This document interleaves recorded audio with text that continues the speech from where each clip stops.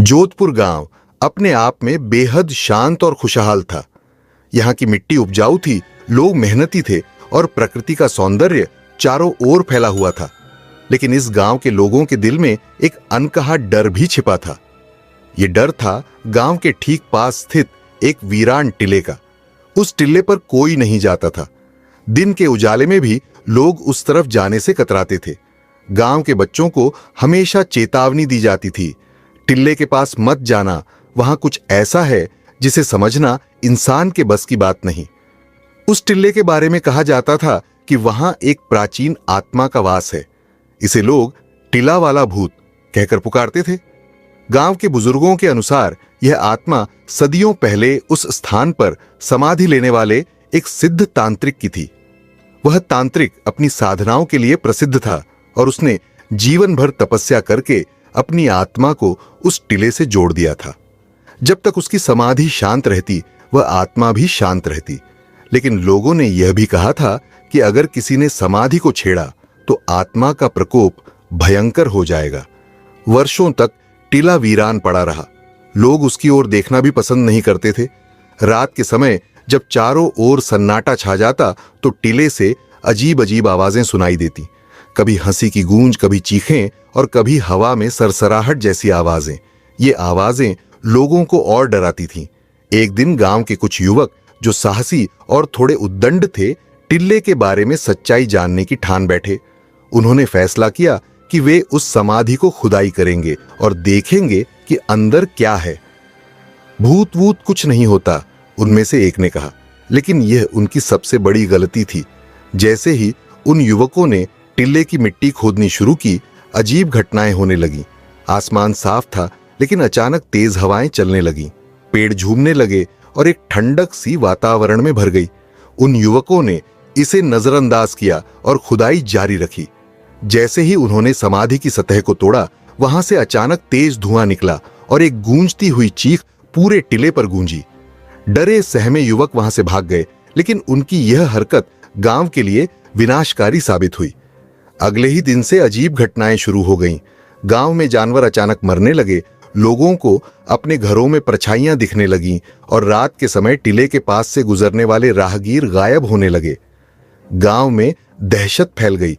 लोग कहते, टिल्ले वाला भूत नाराज हो गया है और यह नाराजगी अब गांव को तबाह कर सकती थी। जोधपुर गांव के लोग टिल्ले वाले भूत के प्रकोप से डरे और सहमे हुए थे। कोई रास्ता नहीं सूझ रहा था कि इस मुसीबत से कैसे छुटकारा पाया जाए। गांव के मुखिया ने कई बार तांत्रिकों और पुजारियों को बुलाने की कोशिश की, लेकिन टिले की दहशत इतनी थी कि कोई भी उस ओर जाने को तैयार नहीं था। इसी बीच गांव के एक साधारण लेकिन साहसी युवक नारायण ने इस समस्या को सुलझाने की ठान ली। नारायण 28 साल का एक मेहनती किसान था। वह हमेशा दूसरों की मदद के लिए तैयार रहता था। उसकी मां बचपन में ही गुजर चुकी थी और उसके पिता ने उसे यह सिखाया था कि किसी भी मुश्किल का सामना हिम्मत से करना चाहिए। नारायण अपनी सूझबूझ और हिम्मत के लिए गांव में जाना जाता था। नारायण ने जब गांव वालों को भय और निराशा में देखा तो उसने तय किया कि वह टिले वाले भूत के रहस्य को सुलझाएगा। गांव के बुजुर्गों से उसने टिल्ले के इतिहास के बारे में और अधिक जानकारी हासिल की। उसने सुना कि समाधि वाले तांत्रिक का नाम चंद्रेश्वर जिश था। वह एक महान सिद्ध पुरुष था जिसने अपनी साधना के बल पर आत्मा को अमरता प्रदान की थी। लेकिन जब उसकी समाधि को छेड़ा गया तो उसकी आत्मा क्रोधित हो उठी। अगर यह समस्या इंसान ने पैदा की है तो इसका हल भी इंसान ही ढूंढ सकता है, नारायण ने खुद से कहा। लेकिन गांव के लोगों ने नारायण को रोकने की कोशिश की। पागल मत बन नारायण, वह भूत बेहद खतरनाक है। तू वहां गया तो जिंदा नहीं लौटेगा, एक बुजुर्ग ने कहा। लेकिन नारायण ने किसी की एक न सुनी। उसने तय किया कि वह टिले पर जाकर वहां की स्थिति का पता लगाएगा। लेकिन अकेले जाना जोखिम भरा था, इसलिए उसने अपने 2 दोस्तों राजू और हरि को साथ चलने के लिए मनाया। ये दोनों भी नारायण पर भरोसा करते थे और जानते थे कि अगर कोई इस समस्या का हल ढूंढ सकता है तो वह नारायण ही है। उस रात जब पूरा गांव सो रहा था, नारायण, राजू और हरि ने अपनी यात्रा शुरू की। उनके पास मशालें, एक रस्सी और कुछ पूजा का सामान था। रास्ते में उन्हें महसूस हुआ कि ठंडी हवा चलने लगी है। ऐसा लग रहा था जैसे टिल्ले ने उनकी उपस्थिति को भांप लिया हो। जैसे ही वे टिल्ले के पास पहुंचे, उन्हें वहां अजीब हरकतें महसूस होने लगीं। चारों ओर एक अजीब सी गंध थी और ऐसा लग रहा था जैसे कोई उन्हें देख रहा हो। नारायण ने अपने दोस्तों को साहस दिलाया और आगे बढ़ने का संकेत दिया। जब वे टिले के शीर्ष पर पहुंचे तो वहां का माहौल बेहद डरावना था। समाधि का वह हिस्सा जिसे गांव के युवकों ने खुदाई कर तोड़ा था, साफ दिखाई दे रहा था। वहां अब सिर्फ एक गड्ढा था और उसके चारों ओर राख फैली हुई थी। अचानक एक तेज चीख हवा में गूंजी और उनकी मशालें बुझने लगीं। यहां कुछ बड़ा और खतरनाक है, नारायण ने कहा। लेकिन नारायण ने हार नहीं मानी। उसने सोचा कि यदि वह चंद्रेश्वर की आत्मा से संवाद कर सके तो शायद समाधान मिल सके। यह सोचकर उसने वहीं बैठकर प्रार्थना शुरू की। प्रार्थना के दौरान अचानक सब कुछ शांत हो गया। एक घने धुंध के बीच से एक परछाई प्रकट हुई। यह परछाई चंद्रेश्वर की आत्मा थी। उसकी आंखों से आग की तरह चमक निकल रही थी। वह गुस्से में नारायण की ओर देख रही थी। तुम्हारी हिम्मत कैसे हुई मेरी समाधि के पास आने की? आत्मा की गूंजती आवाज ने सबको दहला दिया। नारायण ने साहस जुटाकर जवाब दिया, महाशय, मैं आपकी समाधि का आदर करता हूं। मैं यहां यह जानने आया हूं कि आप इतने क्रोधित क्यों हैं और आपकी आत्मा को शांति कैसे मिल सकती है। यह सुनकर आत्मा थोड़ी शांत हुई, लेकिन उसका गुस्सा पूरी तरह खत्म नहीं हुआ। उसने नारायण से कहा, मुझे उन लोगों का पता चाहिए जिन्होंने मेरी समाधि को अपवित्र किया। उनकी सजा तय है, लेकिन अगर तुम मेरे सवालों का जवाब दे सके तो मैं तुम्हें समाधान दूंगा। नारायण के सामने अब एक बड़ा रहस्य था। उसे आत्मा के सवालों का जवाब देना था और यह भी पता लगाना था कि समाधि को किसने छेड़ा था। चंद्रेश्वर की आत्मा नारायण के साहस से प्रभावित तो हुई, लेकिन उसने अपनी नाराजगी को पूरी तरह त्यागा नहीं। धुंध और भयावह सन्नाटे के बीच आत्मा ने नारायण की ओर देखते हुए कहा, तुम्हारे इरादे नेक लगते हैं, लेकिन मेरी क्रोधाग्नि को शांत करना इतना सरल नहीं है। मुझे यह विश्वास दिलाना होगा कि तुम सच में मेरी सहायता करना चाहते हो। तुम्हें मेरी कुछ परीक्षाओं से गुजरना होगा। नारायण ने बिना डरे जवाब दिया, मैं इन परीक्षाओं के लिए तैयार हूं। यदि आपके क्रोध का कारण जानकर मैं आपके लिए कुछ कर पाऊं तो यह मेरे लिए सौभाग्य की बात होगी। आत्मा ने नारायण से पूछा, सत्य और असत्य के बीच तुम्हारी निष्ठा कितनी अटल है? मुझे यह विश्वास चाहिए कि जो मैं तुम्हें बताऊंगा तुम उसका दुरुपयोग नहीं करोगे। अगर मैं तुम्हें ऐसे ज्ञान से परिचित कराऊं जो असीम शक्ति देता है, तो क्या तुम इसे अपने निजी लाभ के लिए इस्तेमाल नहीं करोगे? नारायण ने उत्तर दिया, सत्य के मार्ग से कभी विचलित नहीं हुआ और न ही किसी शक्ति का दुरुपयोग किया है। मेरे जीवन का उद्देश्य दूसरों की सहायता करना है। यदि आप मुझ पर विश्वास नहीं करते तो आप मुझे यहीं रोक सकते हैं। आत्मा ने नारायण की आंखों में देखा और कहा, तुम्हारे शब्द सच्चे प्रतीत होते हैं। पहली परीक्षा पार कर ली गई है। इसके बाद आत्मा ने अपने चारों ओर घना अंधकार फैला दिया। नारायण, राजू और हरि को ऐसा महसूस हुआ जैसे वे किसी अनजान लोक में आ गए हों। चारों ओर से अजीब अजीब आवाजें आ रही थीं, चीखें, विलाप और हवा में कानों को चीरने वाली सरसराहट। अचानक उनके सामने कई भयावह परछाइयां खड़ी हो गईं। वे परछाइयां धीरे धीरे उनके पास आने लगीं और उनकी आंखों में भय झलकने लगा।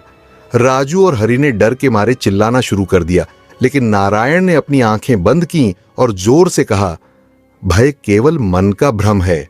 मुझे सत्य की राह पर चलना है और किसी भी डर से विचलित नहीं होना है। जैसे ही नारायण ने यह कहा, अंधकार छंटने लगा और परछाइयां गायब हो गईं। आत्मा ने कहा, तुमने दूसरी परीक्षा भी पार कर ली। तुम्हारा साहस तुम्हें मेरे करीब ला रहा है। अब आत्मा ने नारायण से कहा, तुम्हारे सामने एक कठिन चुनाव होगा। क्या तुम अपनी खुद की सुरक्षा और सुख शांति के लिए दूसरों को संकट में डाल सकते हो? यदि ऐसा हुआ तो तुम मेरी सहायता करने के योग्य नहीं होगे। इतना कहकर आत्मा ने एक मायावी स्थिति पैदा की। नारायण को ऐसा दिखाया गया कि यदि वह समाधि का रहस्य सुलझाने की कोशिश करेगा तो उसके पिता और गांव के लोग खतरे में पड़ सकते हैं। दूसरी ओर यदि वह इस प्रयास को छोड़ दे तो उसका जीवन सुरक्षित और शांत रहेगा। नारायण ने इस भ्रम को तुरंत समझ लिया और आत्मा से कहा, मुझे अपने जीवन की परवाह नहीं है। यदि मेरा त्याग गांव के लोगों और आपके क्रोध को शांत करने में मदद करता है तो मैं इसे सहर्ष स्वीकार करूंगा। आत्मा ने गर्जना करते हुए कहा, तुमने यह परीक्षा भी पास कर ली। अब मैं तुम्हें बताऊंगा कि मेरी आत्मा अशांत क्यों है और इसे कैसे शांत किया जा सकता है। चंद्रेश्वर की आत्मा ने बताया, मेरी समाधि को छेड़ने वाले केवल जिज्ञासु युवक नहीं थे, उनके पीछे किसी और की साजिश थी। एक स्वार्थी और लालची तांत्रिक ने उन्हें उकसाया ताकि वह मेरे समाधि स्थल से जुड़े शक्तियों के स्रोत को प्राप्त कर सके। वह तांत्रिक अभी भी जीवित है और मेरे क्रोध का असली कारण वही है। जब तक उसे दंड नहीं मिलेगा मेरी आत्मा को शांति नहीं मिलेगी। इतना कहकर आत्मा ने नारायण को उस तांत्रिक के बारे में संकेत दिया। यह संकेत बेहद धुंधला और रहस्यमयी था। नारायण ने आत्मा से कहा, महाशय, मैं आपकी मदद करूंगा, आप मुझे बस सही रास्ता दिखाइए। आत्मा ने एक आखिरी बार गहरी सांस लेते हुए कहा, तुम्हारी परीक्षा अब समाप्त हुई, आगे का सफर कठिन होगा। उस तांत्रिक को ढूंढो, उसे रोको और मेरी आत्मा को मुक्ति दिलाओ। आत्मा की बातों ने नारायण और उसके दोस्तों को गहरे सोच में डाल दिया। गांव लौटने के बाद नारायण ने अपने दिमाग में आत्मा के दिए संकेतों को टटोलना शुरू किया। आत्मा ने उस तांत्रिक का कोई स्पष्ट नाम या चेहरा नहीं बताया था, लेकिन यह संकेत जरूर दिया था कि वह गांव के आसपास ही है और किसी खंडहर में रहता है। राजू और हरि ने डर के कारण वापस न जाने का फैसला किया, लेकिन नारायण अपने साहस और कर्तव्य के साथ अडिग था। उसने गांव के बड़े बुजुर्गों से उस खंडहर के बारे में जानकारी जुटानी शुरू की। गांव के सबसे बुजुर्ग पंडित देवशंकर ने नारायण को बताया, इस गांव के पास एक पुराना खंडहर है जिसे अब लोग तांत्रिक का देवालय कहते हैं। वर्षों पहले वहां एक शक्तिशाली तांत्रिक भैरवनाथ रहता था। वह अपनी तंत्र साधनाओं के लिए प्रसिद्ध था, लेकिन उसकी शक्तियों ने उसे लालची और निर्दयी बना दिया। गांव वालों ने उसे खदेड़ दिया था, लेकिन ऐसा कहा जाता है कि वह कभी पूरी तरह गया नहीं। लोग कहते हैं कि वह अब भी वहीं अपनी तांत्रिक साधनाओं में लीन है। नारायण को यह सुनकर यकीन हो गया कि यही तांत्रिक आत्मा की अशांति का कारण है। उसने पंडित जी से और जानने की कोशिश की, लेकिन वे इससे अधिक कुछ बताने को तैयार नहीं हुए। नारायण ने रात में खंडहर का निरीक्षण करने का निश्चय किया। उसने अपने साथ कुछ जरूरी सामान जैसे एक जलता हुआ दीपक, कुछ गंगाजल और माता दुर्गा का ताबीज लिया। खंडहर तक पहुंचने का रास्ता घने जंगलों और सुनसान मैदानों से होकर जाता था। रास्ता बेहद भयावह था, चारों ओर सन्नाटा और कहीं कहीं अजीब सी आवाजें। जब नारायण खंडहर के पास पहुंचा तो उसने महसूस किया कि यहां की हवा में कुछ अलग था। वातावरण में एक अजीब सी गंध थी और खंडहर के आसपास उगे पेड़ों की शाखाएं असामान्य रूप से मुड़ी हुई थीं, जैसे किसी अज्ञात शक्ति ने उन्हें विकृत कर दिया हो। खंडहर के अंदर जाते ही नारायण ने महसूस किया कि कोई उसकी हर हरकत पर नजर रख रहा है। दीवारों पर तंत्र मंत्र के चिन्ह अंकित थे और एक कोने में राख का एक बड़ा ढेर पड़ा था, जिसमें अधजले कंकालों के निशान थे। अचानक एक गूंजती हुई आवाज सुनाई दी, कौन है जो मेरी साधना को भंग करने की हिम्मत कर रहा है? नारायण ने अपने डर को काबू में रखते हुए जवाब दिया, मैं यहां चंद्रेश्वर की आत्मा को शांति दिलाने आया हूं। मुझे पता है कि उनके क्रोध का कारण तुम हो। आवाज ने ठाका लगाते हुए कहा, तो वह मूर्ख आत्मा अभी भी तुम्हारे जैसे लोगों को बहकाने में लगी है, लेकिन यह राह आसान नहीं है। अगर तुमने मेरी साधना में दखल दिया तो तुम्हारा अंजाम भी उन जिज्ञासु लड़कों जैसा होगा जिन्होंने उसकी समाधि को छेड़ा था। नारायण ने तांत्रिक की धमकियों की परवाह नहीं की। उसने तांत्रिक के सामने खड़े होकर कहा, तुमने अपनी शक्तियों का दुरुपयोग किया है, मैं तुम्हें रोकने के लिए जो भी करना पड़े करूंगा।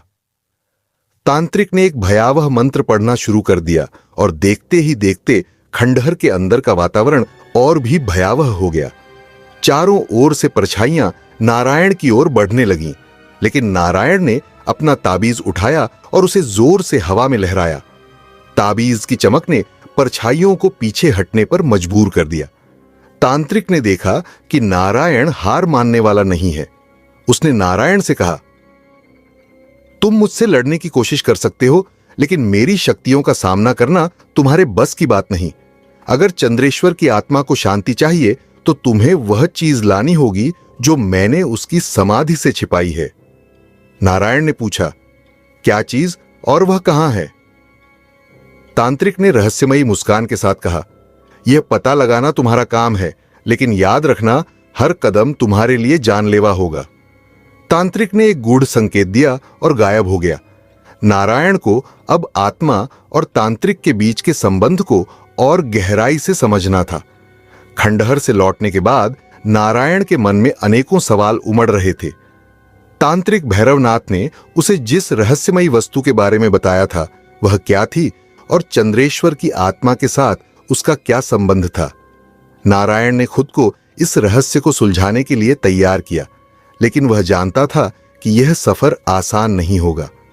नारायण के खंडहर से लौटने के बाद गांव में अजीब घटनाएं होने लगी। गांव के कुएं का पानी अचानक सूख गया, खेतों में खड़ी फसलें मुरझा गईं और कई गांव वाले गंभीर बीमारियों का शिकार हो गए।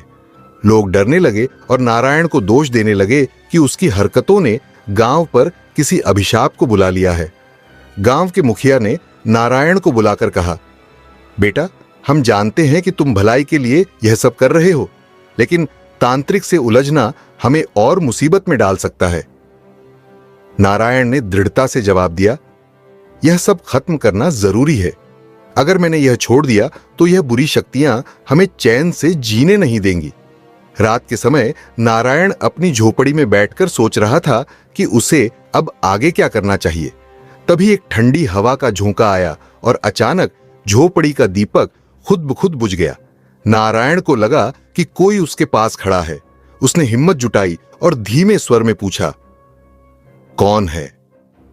जवाब में चंद्रेश्वर की आत्मा प्रकट हुई। वह पहले से भी अधिक विक्षुब्ध और बेचैन लग रही थी।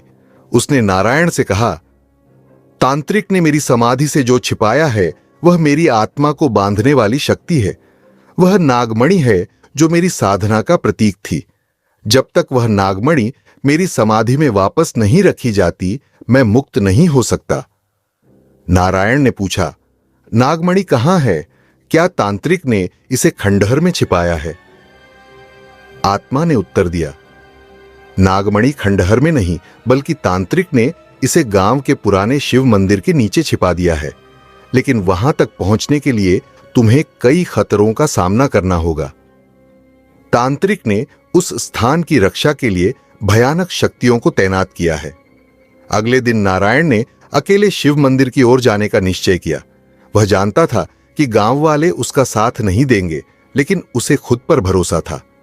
उसने अपनी यात्रा के लिए कुछ जरूरी चीजें तैयार की, गंगा जल, तांत्रिक मंत्रों की पुस्तक और अपनी मां द्वारा दिया गया एक रुद्राक्ष। शिव मंदिर गांव से करीब 3 मील दूर एक घने जंगल के बीच स्थित था।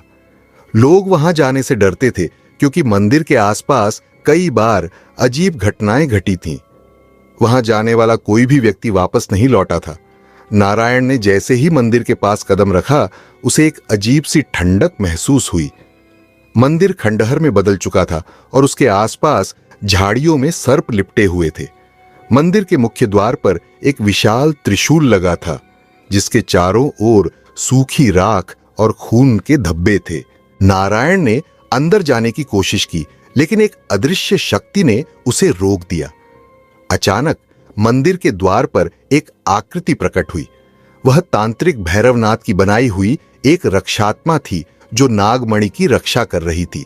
रक्षात्मा ने गरजते हुए कहा, तुम्हें यहां आने की इजाजत नहीं है, लौट जाओ वरना अपनी जान से हाथ धो बैठोगे। नारायण ने रक्षात्मा की बातों को नजरअंदाज किया। उसने अपनी जेब से गंगाजल की बोतल निकाली और मंत्रोच्चार करते हुए उस रक्षात्मा पर छिड़क दिया। गंगाजल की बूंदें पड़ते ही रक्षात्मा दर्द से चिल्लाने लगी और धीरे धीरे गायब हो गई। नारायण ने मंदिर के अंदर प्रवेश किया, लेकिन वह जानता था कि यह उसकी असली परीक्षा की शुरुआत मात्र है। उसे मंदिर के भीतर और भी खतरों का सामना करना था। नारायण ने साहस दिखाते हुए मंदिर के भीतर कदम रखा। भीतर का वातावरण बेहद भयावह था। मंदिर की दीवारों पर अजीब सी चित्रकारी बनी थी, जिनमें रक्त रंजित बलि और भूतिया आकृतियां नजर आ रही थीं। हवा में अजीब सी गंध थी, जो गंगा जल की पवित्रता से भी मिट नहीं रही थी। मंदिर के मुख्य कक्ष में घुसते ही नारायण ने देखा कि चारों ओर अंधेरा था। जैसे ही उसने अपनी लालटेन जलाने की कोशिश की, मंदिर के फर्श पर एक बड़ा पत्थर खिसकने की आवाज आई। नारायण पीछे पलटा तो देखा कि वहां एक पत्थर का दरवाजा खुल रहा था। दरवाजे से एक गहरी आवाज आई, जो सत्य की खोज में है वह अपने विश्वास की परीक्षा के लिए तैयार हो जाए। नारायण ने बिना डरे दरवाजे के भीतर कदम रखा। वह जानता था कि यह चुनौती उसकी दृढ़ता को परखने के लिए थी। जैसे ही वह अंदर गया, उसे एक बड़ा हॉल दिखा जहां 4 मूर्तियां खड़ी थीं। हर मूर्ति के हाथ में एक अलग प्रतीक था: त्रिशूल, नाग, दीपक और खड्ग। हॉल की दीवार पर एक शिलालेख खुदा था: सत्य तक पहुंचने के लिए सही प्रतीक का चयन करो, अन्यथा मृत्यु तुम्हारा स्वागत करेगी। नारायण ने ध्यान से शिलालेख को पढ़ा और मूर्तियों की ओर देखा। उसे समझ आ गया कि यह एक पहेली थी। उसने खुद से कहा, यहां सही चुनाव करना ही मेरी जान बचा सकता है। नारायण ने सोचा कि चंद्रेश्वर की आत्मा ने नागमणि की बात की थी, जो नाग से जुड़ी है। उसने नाग वाली मूर्ति के हाथ से प्रतीक उठाया। अचानक पूरा हॉल कांपने लगा और बाकी 3 मूर्तियां जीवित होकर भयंकर आकृतियों में बदल गईं। नारायण ने गंगा जल का सहारा लेते हुए मंत्रों का जाप शुरू किया। मूर्तियों से निकली आत्माएं एक डरावना रूप लेकर उस पर हमला करने लगीं। नारायण ने अपनी मां का दिया रुद्राक्ष हाथ में पकड़ लिया और जोर से कहा, सत्य और धर्म की राह पर चलने वाले को कोई नहीं रोक सकता। गंगा जल और मंत्रों के प्रभाव से भूतिया आकृतियां धीरे धीरे मिटने लगीं। अंततः केवल नाग वाली मूर्ति रह गई और उसके पांव के पास एक दरवाजा खुला। नारायण ने दरवाजे के भीतर कदम रखा। यह रास्ता मंदिर के गर्भगृह की ओर जाता था, लेकिन यह आसान नहीं था। संकरे मार्ग में सांप और चमगादड़ों का बसेरा था। वह हर कदम पर सतर्क होकर बढ़ रहा था। रास्ते में उसे एक छोटा सा जलाशय मिला, जिसमें पानी नहीं बल्कि काले रंग का एक अजीब तरल पदार्थ भरा हुआ था। जलाशय के किनारे एक पत्थर की पट्टी पर लिखा था, पवित्रता के बिना इस जल को पार करना असंभव है। नारायण ने गंगा जल की कुछ बूंदें जलाशय में डाली। तरल पदार्थ धीरे धीरे साफ पानी में बदल गया। उसने पानी के पार कदम रखा, लेकिन वह नहीं जानता था कि असली चुनौती अभी बाकी थी। गर्भगृह में पहुंचते ही नारायण ने देखा कि वहां एक अलौकिक प्रकाश फैला हुआ था। उस प्रकाश के केंद्र में एक चमकदार मणि रखी थी, जिसे देखते ही उसे समझ आ गया कि यह नागमणि है। लेकिन जैसे ही वह मणि के पास पहुंचा, गर्भगृह की दीवारों से अचानक नाग आकृतियां निकलने लगीं। इन नागों की आंखों से आग की लपटें निकल रही थीं और वे नारायण की ओर बढ़ने लगे।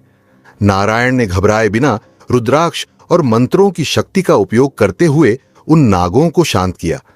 लेकिन जब वह मणि उठाने ही वाला था, तभी गर्भगृह की छत से एक भयानक तांत्रिक आकृति प्रकट हुई।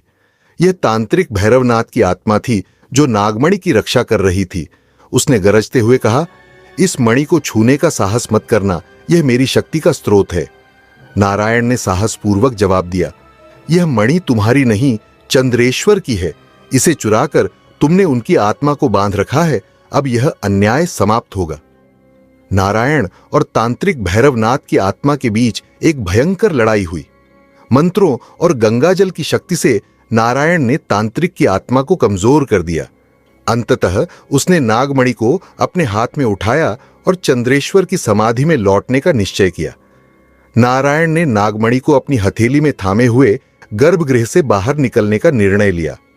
उसकी आंखों में दृढ़ नायक की चमक थी, लेकिन उसकी यात्रा का हर कदम खतरे से भरा हुआ था। जैसे ही वह गर्भगृह के द्वार से बाहर निकला, उसे महसूस हुआ कि कुछ हलचल हो रही है।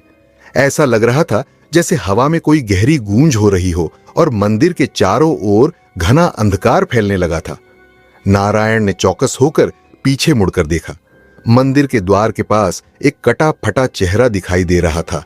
वह वही तांत्रिक भैरवनाथ था जो अब एक काली छाया में बदल चुका था। उसका चेहरा विकृत हो चुका था और उसकी आंखें खून से लाल हो गई थीं। उसने गुस्से से कहा, तुमने मेरी शक्ति को हराया है, लेकिन मुझे जिंदा रहने का एक तरीका मिल गया है। अब तुम मुझे रोक नहीं सकोगे। भैरवनाथ ने जैसे ही अपनी आंखों से भयंकर जादू की शक्तियां छोड़नी शुरू की, हवा में बवंडर उठने लगे। अंधेरे में और भी डरावनी आकृतियां उभरने लगी। बर्फीले तूफान की तरह हवा चिल्लाने लगी और मंदिर के आसपास के पेड़ टूटने लगे। नारायण को समझ में आ गया कि अब तांत्रिक के खिलाफ केवल मंत्र और गंगा जल से काम नहीं चलेगा। अब उसे अपनी पूरी शक्ति लगानी होगी। नारायण ने नागमणि को अपनी मुट्ठी में कसकर पकड़ लिया और मंत्रों का जाप करना शुरू किया। उसने खुद को पूरी तरह समर्पित कर दिया, क्योंकि वह जानता था कि यह उसका अंतिम युद्ध था। जैसे जैसे उसने मंत्रों को उच्चारित किया, नागमणि की चमक और भी तेज हो गई और तांत्रिक भैरवनाथ की छाया धीरे धीरे कमजोर पड़ने लगी। लेकिन भैरवनाथ के चेहरे पर एक डरावनी मुस्कान खिली। उसने अपनी काली छाया को नारायण की ओर बढ़ाते हुए कहा, तुम समझते हो कि तुम जीत चुके हो? नहीं, तुमने सिर्फ एक और मुसीबत को बुलाया है। तांत्रिक ने जैसे ही अपने जादू का आखिरी हमला किया, नारायण ने नागमणि को आकाश की ओर उछाल दिया। मणि ने हवा में झिलमिलाती हुई रोशनी छोड़ दी और अचानक एक भयंकर ध्वनि गूंजी। मणि का प्रकाश तांत्रिक की काली छाया में समा गया और जैसे ही यह हुआ, पूरी दुनिया एक पल के लिए थम सी गई। नागमणि की शक्ति का प्रभाव इतना जबरदस्त था कि भैरवनाथ की आत्मा को शांति मिली और उसकी काली छाया पूरी तरह से मिट गई। नारायण ने राहत की सांस ली, लेकिन उसका सफर अब भी खत्म नहीं हुआ था। उसे वापस चंद्रेश्वर की समाधि तक जाना था और उसके आगे के रास्ते में अभी भी अनेकों मुश्किलें थीं। नारायण ने मणि को फिर से अपनी मुट्ठी में पकड़ा और आगे बढ़ने की तैयारी की। तभी उसके सामने एक नई समस्या उभरी। चंद्रेश्वर की समाधि के पास पहुंचते ही उसने देखा कि वहां कुछ और भूतियां आकृतियां इकट्ठी हो गई थीं। ये आकृतियां चंद्रेश्वर के भक्तों की थीं, जिन्होंने अपने जीवन में कोई भयंकर पाप किया था और उनकी आत्माएं अब तक मुक्त नहीं हो पाई थीं। इन आत्माओं का उद्देश्य साफ था। वे नारायण से नागमणि की शक्ति चाहती थीं ताकि वे अपनी आत्माओं को मुक्त कर सकें। नारायण को इस स्थिति का सामना करना था, क्योंकि वह जानता था कि उसे इन आत्माओं को शांति देना होगी ताकि चंद्रेश्वर की समाधि को सुरक्षित किया जा सके। नारायण ने अपना रुद्राक्ष माला उठाया और गंगा जल की कुछ बूंदें उन आत्माओं की ओर फेंकी। जैसे ही गंगा जल उनके पास पहुंचा, वे आत्माएं दर्दनाक चीखों में बदलने लगी। नारायण ने दिल से प्रार्थना की, हे चंद्रेश्वर, अपनी आत्माओं को शांति दो, इन दरिंदों को मुक्त करो ताकि वे फिर से शांति से विश्राम कर सकें। चमत्कारी रूप से गंगा जल की शक्ति से आत्माएं धीरे धीरे शांत हो गईं और उनकी अजीब सी आकृतियां गायब होने लगीं। नारायण को समझ में आ गया कि वह सही मार्ग पर था। अब वह चंद्रेश्वर की समाधि तक पहुंचने के और एक कदम और करीब था। नारायण के मन में अब कोई संकोच नहीं था। उसने अपने कदम तेजी से बढ़ाए, क्योंकि चंद्रेश्वर की समाधि अब एक आखिरी चुनौती बनकर सामने थी। वह जानता था कि उसके लिए यह एक निर्णायक क्षण था। यह वह पल था जिसमें उसे न सिर्फ नागमणि को सुरक्षित करना था, बल्कि वह सभी रहस्यों को भी उजागर करना चाहता था जो अब तक छिपे हुए थे। चंद्रेश्वर की समाधि तक पहुंचने का मार्ग बेहद कठिन था। रास्ते में जगह जगह भू रचनाएं और कटी फटी पत्थरों से भरे हुए थे, जिनमें से कुछ पत्थर तो मानो चेतावनी के रूप में खड़े थे और कुछ बिल्कुल चुपचाप खड़े हो रहे थे, जैसे वे किसी शक्ति का प्रतीक हों। जैसे ही वह समाधि के निकट पहुंचा, नारायण ने देखा कि चारों ओर अजीब सी शांति थी, जैसे सब कुछ ठहर गया हो। अचानक उसकी नजरें समाधि के पास लगे एक छोटे से चित्र पर पड़ी, जो एक प्राचीन तांत्रिक संकेत था। उसने चित्र को ध्यान से देखा और तुरंत पहचान लिया। यह वही चिन्ह था जिसे भैरवनाथ ने उसे चेतावनी दी थी।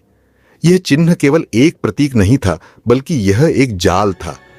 नारायण समझ गया कि यह उसका सबसे बड़ा परीक्षा का क्षण था। वह जानता था कि नागमणि की शक्ति अब एकमात्र चीज थी जो उसे इस खतरे से बाहर निकाल सकती थी। नारायण ने अपनी आखिरी सांस को इकट्ठा किया और गहरी प्रार्थना की। फिर नागमणि को अपने हाथ में थामे उसने उस चित्र को छुआ। तभी एक तेज आवाज गूंज उठी और वह चित्र अचानक जीवित हो गया। जैसे ही चित्र ने जीवन लिया, मंदिर में अचानक से अंधेरा छा गया। मंदिर की दीवारों से डरावनी आकृतियां उभरने लगीं जो किसी और ही दुनिया से आई हुई लग रही थीं। वह डरावना दृश्य नारायण के भीतर गहरी असहायता का एहसास जगा रहा था, लेकिन फिर भी नारायण ने हिम्मत नहीं हारी। उसने अपनी पूरी शक्ति के साथ नागमणि को आकाश में उछाल दिया। मणि ने हलचल मचाई और वह आकाश में एक तेज रोशनी की तरह चमकी। तभी मंदिर की दीवारों से एक पुरानी आवाज गूंजी जो किसी लंबे समय से बंद दरवाजे की तरह सुनाई दे रही थी। वह आवाज कुछ यूं बोली, नारायण, तुमने वह रहस्य जान लिया है जिसे कोई भी नहीं जान सका।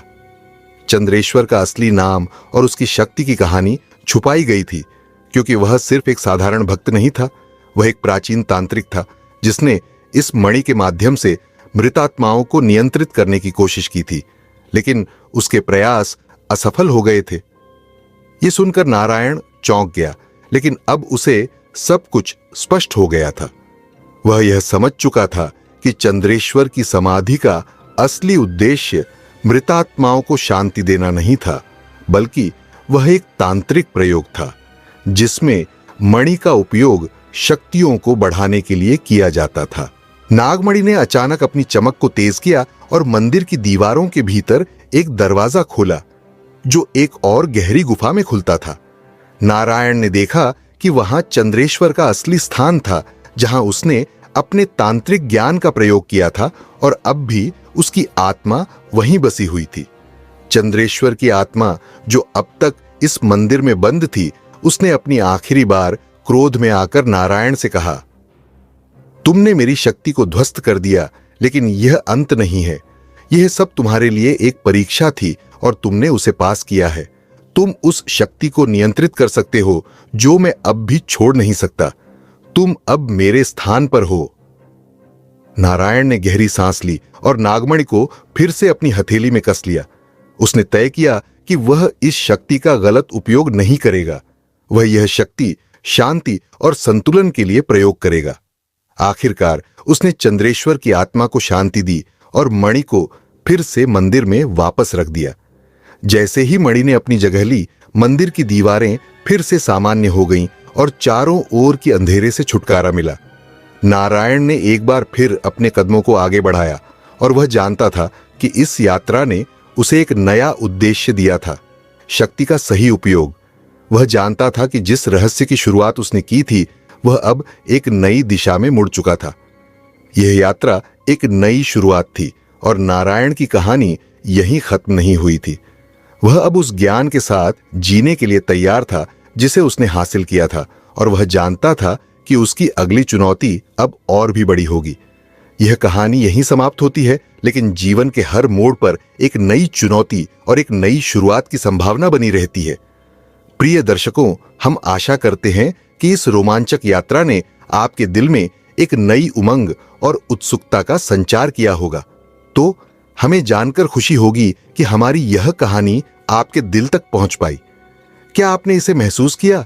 क्या आपके मन में भी किसी रहस्य की हलचल उठी? हम बेसब्री से इंतजार कर रहे हैं कि आप हमें अपने विचार और प्रतिक्रियाएं कमेंट्स में जरूर साझा करें। अगर आप हमारे चैनल पर नए हैं तो क्या इंतजार कर रहे हैं?